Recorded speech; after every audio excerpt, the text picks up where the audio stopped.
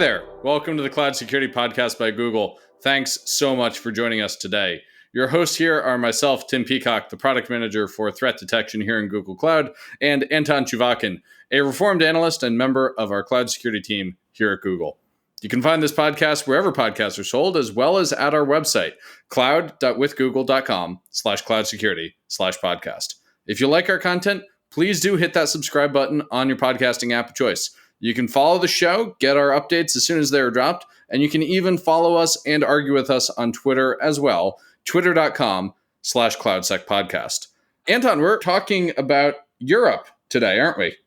We are, and it's been kind of interesting because we spent so much time talking about cloud migration and challenges and mistakes and approaches, and we sort of almost always assumed sort of a maybe US-centric or an approach that US CISOs would express, that US engineers would like. Yeah. And we kind of almost felt like we didn't pay enough attention to the different type of a challenge some of the European clients have. So it's really fascinating to look at the challenges specific to Europe or EU, basically that region where some of the challenges are quite different from what we hear from US CISOs, US security engineers, US analysts. It's just peculiar how they approach some of the things there. It's really interesting to hear that some of these challenges are not even Europe plus cloud. They're just Europe plus go-to-market and Europe plus regulation. One of the things that John says that really tickled me was he was talking about the pace of innovation and regulation there, rather than the pace of, say, innovation. Correct, yes. And it's also interesting because sometimes you read the commentary online that Europe may become a model for some of the regulations for the digital space, for the IT. But I am really skeptical about this because how can you have innovation happening in one place and regulation for that innovation in another? I guess you can call it separation of duty, but it's also, to me, a little risky, right? Because you don't truly innovate and then you don't understand innovation, but you want to regulate it. How can it work? Well, I think it gets back to a little bit of what Tim Darks was saying about regulation and compliance providing the building codes or the food safety regulations that let us trust the industry at all. So maybe with that, let's welcome our guest and see where we go. John Stone, the chaos coordinator, a chaos coordinator. I don't know if you can have more than one chaos coordinator or if you would even want more than one chaos coordinator in Google's office of the CISO. John, thank you so much for joining us on the show today. We've had the displeasure of working together for years. It's a true pleasure to have you on the show with us. I want to start off by talking about cloud migration. We've talked a lot on the show about the nature of lift and shift versus cloud native, but we're looking at kind of a different set of challenges in cloud migration today, doing it for Europe. Could you start us off with some of the top European specific cloud migration security challenges? What's going on over there? Yes, Tim, I guess I'm the only chaos coordinator at this point in office of the CISO. Probably also the chaos causer in some cases. To your question, so some of the specific things, and it's not so much around security, right? It's more around compliance and regulatory things. So if you take Europe, obviously, it's a bunch of countries together, as part of the European Union. Now, there's always local regulations and laws. And if you look at some of the larger enterprises, some of their bigger challenges is how do they basically apply to all these different regulations and laws in the various countries that they operate. So I guess probably the first one that I would say is, so they already have this challenge on-premise, how do I deal with all this different regulatory things on-prem?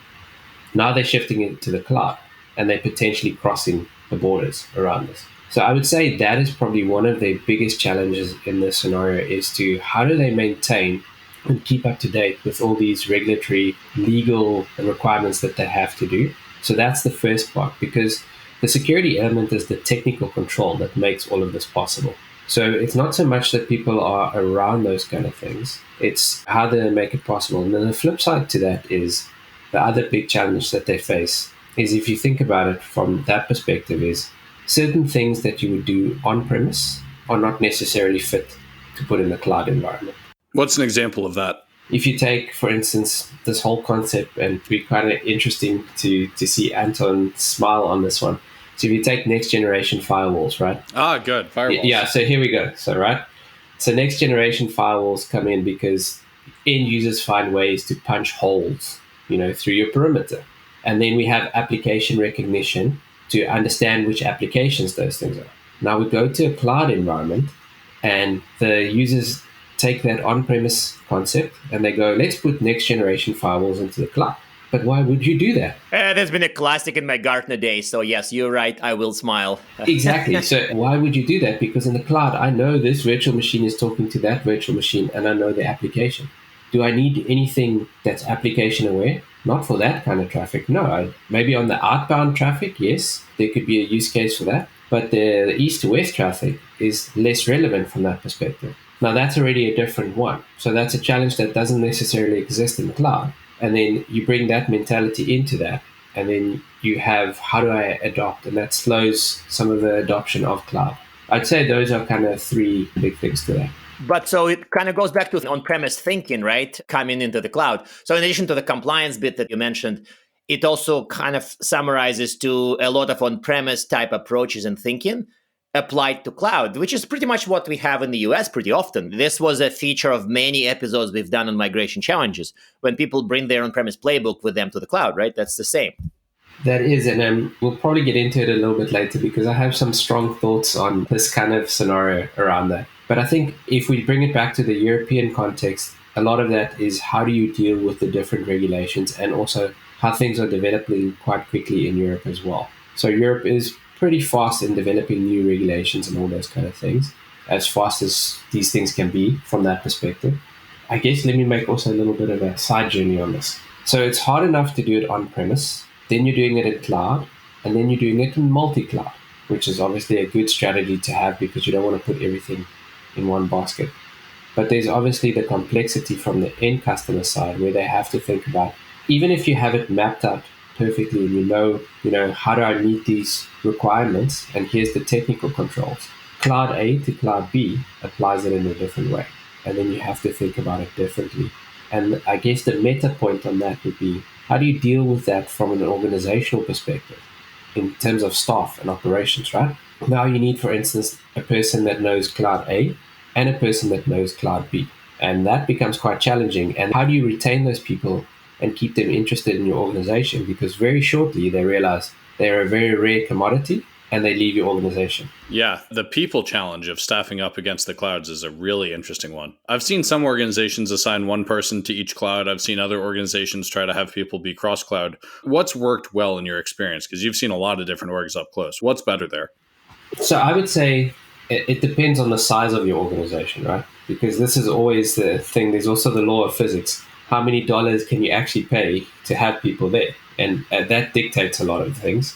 But if we just say the budget's not an option, right? It's a mixture of getting people to cross-train it on the clouds. Because if you have it dedicated and specific to one, you're creating single points of failure and you're going to overload people. When you're training them across the clouds, it gives them a different skill set and doing a rotation of that. So 1 week you'll be working on cloud A, the next week you'll be working on cloud B. And that keeps it interesting for the folks as well to do those kind of things. But there's no right or wrong answer on this one, because if you have the ability to basically have enough people, yes, you can make dedicated departments. That also has its pros and cons. But that's something you got to weigh up for the organization.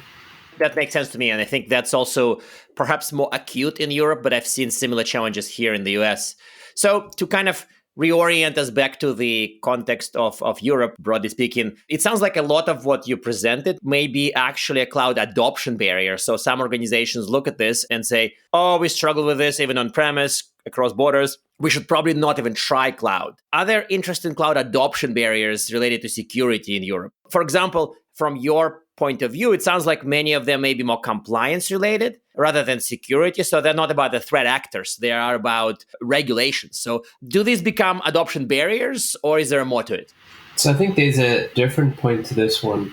Rather than saying like security challenges, I'm going to say there's a precursor to all these, right? And by this, I mean, there's a psychological factor, right? So essentially, if you drill down to risks and all those kind of things, one of the biggest challenges is control, or the perception of control. And what I mean by this is, if you take the whole encryption debate, right? So this is always, I need to hold the key because then I'm fully in control around that. Yeah, this is why we built the AKM, right? To a very large extent, right? To make these types of people happy, right? But if you look at it from a purely threat perspective, So whether it's default encryption or EKM, is your data encrypted? Yes. Is the encryption algorithms the same? They're the same, right? Yes. Where it comes down to is the perception of control and kind of psychological comfort levels with these kind of things. So if you think about it, when everything is on premise and in my data center, it's this kind of perception. I can hug my service. This is natural, cozy thing. So for the folks listening to the podcast, I'm hugging myself, which is a weird image to have. Yes, it's adorable. But then if I put it into the cloud, I'm all of a sudden stretching out. Now, if you just stretch out your arms in front of you, stretch it as far as you can, all of a sudden it's not comfortable anymore, right? And now what I'm doing, I've taken my key that's been close to my heart here, and I've put it somewhere else, right? So that, I would say, is one of the biggest challenges around that. So it's a little bit of a different take on this thing, because we can go and point to this challenge, to that challenge. A lot of it is regulatory and compliance driven.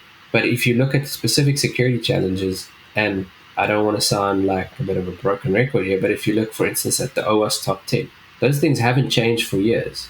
Like, the security problems are known problems that we have. They kind of just flip around in order. But it's the psychological aspects of dealing with new technology and how we get comfortable with that new technology, which I would say is one of the big challenges to that. That's my impression as well. So it's kind of funny that you pretty much just focus on this whole point of controlling access, controlling keys, having control. And of course, it becomes kind of psychological. When I dealt with EKM here at Google, most of my thinking in terms of presenting the story of EKM really went down this kind of psychological, emotional path, not so much about true threat assessment. It's kind of about the perceptions and about who feels comfortable with what approaches, like somebody wanted a key under a particular mountain in Switzerland, and it's the only location they accept, that type of stuff. Yeah. On this topic, I mean, you mentioned that we built EKM to make these people happy. My experience with compliance people is that they are never happy. Is this a case of compliance driving security around, or are we actually achieving something useful with these mountains in Switzerland that Anton is familiar with? So I would say it depends on why you're doing it, right? Uh-huh. If you're doing this for the compliance and regulatory thing, you're doing it because you actually want to comply to that and you don't want to tick a box. It's a different discussion to when you're just ticking a box and I don't want the regulator pitching up at my door and asking me why I did this thing. Those are different discussions. So it sounds almost a little bit ideological, but if you do it for the right reasons, that changes the conversations and you're doing things that are actually going to move the needle. So that makes a completely different discussion. But the right reason is the attacker, not the regulator. I'm sorry, I'm going to be a bad guy here. So to me, if you're doing it the right reason to approach the regulator in the right way, you're still doing it for the wrong reasons, because the right reason is presumably the threat actors. I'm with you. So I agree with that one, Anton. But so what I would say to that one is, so the regulator is going to say, you need to show that you are in control of your data at all times. Now, if I flip that over to a threat perspective, well, if attackers can take my data, I'm not in control of that data. So what measures would I put in place to make sure that attackers can't get to my data? Here's my layered defense. Okay, Mr. Regulator, I can show you now that I'm also in control of this because I've actually taken the threat-centric attacker approach to this, and I've tried to fix that. And by doing that, I've met the regulation. Now, the flip side of that is, and this is why I'm saying doing it for the right reasons, the flip side is we normally take the regulation and we say, here's a bunch of technical controls of how we met your regulation. But to your point, if we flipped it the other way, we would still meet the regulation and we would actually be affecting real change to the organization rather than just ticking a box. Here's one way to look at it, Anton, that might make you feel better. We worry about losing data. We worry about our business, having downtime. If the regulator decides you're not doing it right, you might have downtime. So maybe the regulator is the threat actor in your model. Correct. And I've seen people in my PCI days, I've seen a lot of this when people truly threat modeled with the PCI assessor as a threat actor. So that's definitely the case. But I also feel like there's a bit of a logical flaw. And I swear to God, I didn't mean to go into this debate here. But I think that last John's comment pretty much, to me, sounds like compliance equals security. And it's going to go both ways. Compliance means secure, secure means compliant. That's obviously quite wrong in most locales I've seen. So help me here, because you sound like if you do it against the attacker, you'd be compliant. That's not the case. We know it. That's a good point to clear up on that one, because you can be fully compliant and you will get breached tomorrow. In fact, if you look at a lot of breaches that have happened, all those companies have been compliant with all the things that they needed to be compliant with. That still happened. And at the same point, I can be very secure, but I could not comply to any regulation. But it's finding the balance around those things. And this is why I say I'm doing the compliance thing with the attacker in mind to achieve the compliance side of things, and finding that balance is a little bit of a tightrope kind of thing. But it's that one thing of how do I get both sides to play together, because you need both. I can't be driven more by compliance and I can't be driven more by security. And that is a seriously hard challenge to do, right? And I just want to say, I'm really glad that you're out there helping our clients and our users walk that tightrope, because I don't think Anton or I have the patience or skills to help them with that. We would just say, jump off the rope on the security side. So it's a good thing you're here. There is that. And I think you're right. I mean, I have a bit of a compliance brain, but I prefer to keep it kind of in the back. Yeah, I mean, I'm the same. I would rather dive into here's the technical security thing, here's the risk, and that's not a risk at all. So why are we even doing that kind of thing? But there is the balance around that. And some of those regulations are there for good reasons. And it's understanding why those regulations were there in the beginning, not what they've become to some folks. So I think that's kind of pivoting also a little bit back to that previous question where you said, like, what's some of the biggest barriers? I think some of the biggest barriers is how people interpret regulations and compliance things. That this is always the challenge. The regulators do it in a broad perspective, but sometimes it's too broad, right? It's not prescriptive enough. Because if I told you you can only color in blue pen, that's pretty prescriptive. I know exactly what I need to do. But if I tell you, hey, Anton, please go color in this picture, it's open to you and you can interpret whatever it is. You can interpret to color out the lines, all those kind of things as well, because I haven't said that. I've just given you a task, color in. And I think that's a big challenge as well, you know. In light of this, I want to take this discussion to kind of a higher level and kind of remind everybody that true hyperscale cloud providers exist in two countries, US and China, right? There are many cloud providers in many countries, but the true hyperscale cloud providers exist only in those two. So do you think Europe can make their own cloud of that same scale? Do they need to? Can they achieve this vaunted concept of data sovereignty without doing it? Walk us through the whole thing. This is really quite confusing for many people in the US, it feels like.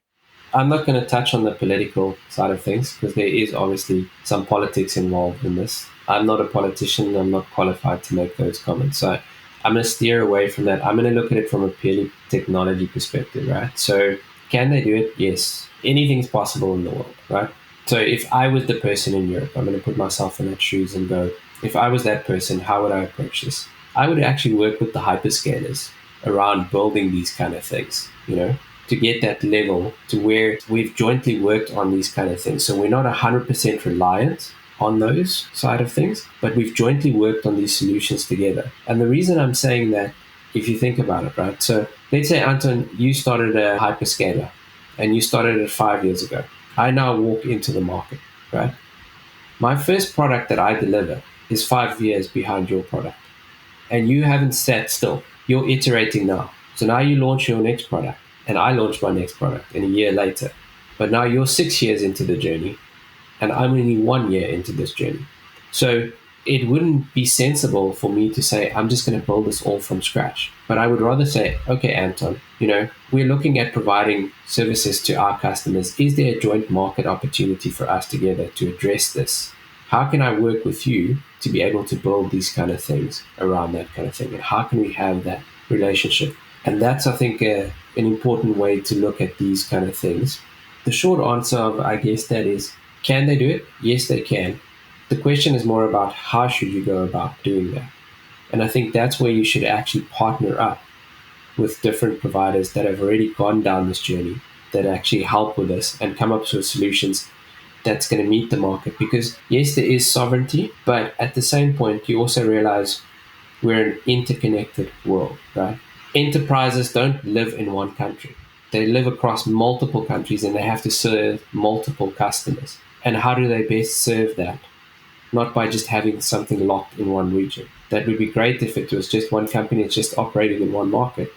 But the reality of those things, and I think we've seen some of this with the Corona side, we've actually seen how interconnected we've been. You know, when people have, you know, been stuck in their homes and all these kind of things, we've realized a lot of the things are interconnected. So if you take the recent Suez Canal events, one container ship takes a little bit of a wrong turn and the whole world has a bit of a hiccup, So, for example, I was chatting to a local builder the other day, and he was saying it's taken him 6 months to get an air conditioning unit because of the supply chain backup, because it's so interconnected. And now if you apply that principle to cloud, that same interconnectivity is there. So having this true isolationist way of thinking where it's only sovereign if it's in my country and I control everything is going to be a bit of a Suez Canal blockage, and it's going to hit all these other things.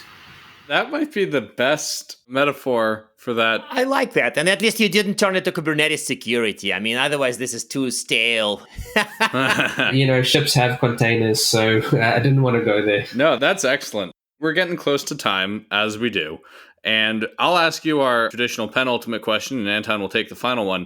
Do you have a practical tip for improving cloud security in these European organizations? Just one, like the one weird tip. I actually want to give you two, right? We'll take two. One bonus tip, right? I would say low barrier to adoption, and I would say a fence, as in a fence that keeps white picket fence or a fence that keeps your yard in, whatever. Okay, so let's start with the fence first, right? So this is my own story around it. I have this picture of my fence that got blown over. So in Amsterdam, it gets really windy sometimes. And the previous homeowners, when they put up the fence, they never considered the wind direction. So the way that they put up the fence, when the wind blows, it actually blows the fence out of its screws, right? Retrofit that to cloud. When we came up with our security controls, if everybody is really honest with themselves, a lot of these things were invented before cloud was even there. And now we're trying to retrofit those things into the cloud. So I would say, consider the fence and the wind direction. Like, is this actually still applicable and relevant? So that would be number one. Number two is low barrier to adoption. Now, this one's going to be slightly controversial. If you think about it, cloud's easy in the sense I pull out my credit card and very shortly I could have something running in cloud and in production, right? That presents some security challenges because how do we control this? And before we know it, it's in prod and it hasn't been properly secured. I don't want to focus on that one. I want to focus on the one where security goes, wow, cloud is amazing. There's a lot of automation I can do here and I can simplify all these things. The story I want to tell for this one is there's this kids show in the Netherlands. It's called Buurman and Buurman. Neighbor and Neighbor is what it translates to. These dudes are the kings of over engineering. So what happens is the one neighbor is busy mowing his lawn the one day and he cuts over the cord. In true over engineering fashion, the other neighbor runs up onto the roof, rips off a solar panel, straps it to the lawnmower. This is amazing. Now think about it from a cloud security perspective. Like, oh, we had a problem. Here's automation. So now they have a panel strapped to this thing and it's running by itself. Then it starts to hit shade areas in the garden itself and it slows down. So what do? They go and cut down the shrubs. Okay, well, you just made automation and now you've made more work. That doesn't quite make sense. So they carry on like this. And then obviously with all these stories, there's always a pesky cloud that comes in. And in this case, the cloud comes in and blocks out the sun. Now it completely stops, right? So what they do then is they take our torches and they've got their torches and they're shining it on it. Now they're walking behind it. But if your goal was automation making less work, there's a lot more work. So they realize this is not going to scale. They get a big IKEA lamp and a car battery and they strap it to the lawnmower. Now it's got a different effect. It's so heavy, it actually starts plowing the ground and not cutting the grass. So eventually what they do, they basically take all these things off and they find every light that they can find. And it's like the kind of cliched thing where you would see like Christmas lit up house from space. They light that place up so you could probably see it from space. Low barrier to entry, right? Like it was super simple to do all these things and it got super complex. What should you have done? Well, there's the cord. I should have just taken the cord, insulation tape, put the wires together, problem fixed. And that's the other thing that I would say is the nugget of advice. Consider what you're trying to do in the cloud. Even if there's shiny and cool stuff, you don't necessarily need it. Solve the problem that you need to solve. So 3 tips. We've got a white picket fence. We've got a children's TV show about low barrier to entry. And we're making sure that we aren't distracted by shiny stuff. I think that is maybe the... And clouds. Don't forget the clouds in there. Don't forget the pesky clouds. Oh, and we got clouds in there. Yeah, wow. That's amazing. So we'll take all 3. That's actually works. And I think that I love your storytelling style, by the way, because I feel like I sometimes just like go too fast. Like I jump to things. And I love a good story that actually gives the lesson to a client, for example. This is the ultimate question. And we promise it's a short one. So any suggested reading I hope you wouldn't tell people to read the GDPR or some of the other stuff that's long and kind of written by bureaucrats. But any best reading you have for the topic of cloud security, hopefully in Europe? If you're going to read that specifically, I would say go and read some of the stuff ENISA has written around. ENISA is more fun. Exactly. They've written really, really good guidelines around that one. So I would say that would be the one that I would focus on reading, because they've put a lot of work into those things. And a lot of it is really good, well thought out things around that perspective. Okay, excellent. Any particular documents we should link to? There's actually a ton of stuff on that. So I would just check on the ENISA site and you'll find the things that are going to be relevant. Okay, we'll highlight a couple of ENISA cloud security documents because, frankly, I tried reading some of the stuff from EDPB and I fell asleep like 4 times. So I think ENISA documents are a lot more applicable to the operational reality. Yeah, and it's a lot more practical as well from that perspective. Perfect. Well, thank you very much for being on the podcast. Yeah, that was super awesome. Thanks, guys. John, thank you so much. And now we are at time. Thank you very much for listening and, of course, for subscribing as well. You can find this podcast at Google Podcasts, Apple Podcasts, Spotify, and many, many other apps, pretty much wherever you get your podcasts. Also, you can find us at our website, cloud.withgoogle.com/cloudsecurity/podcast. You know, I now just say the website and it just rolls off the tongue. I love it.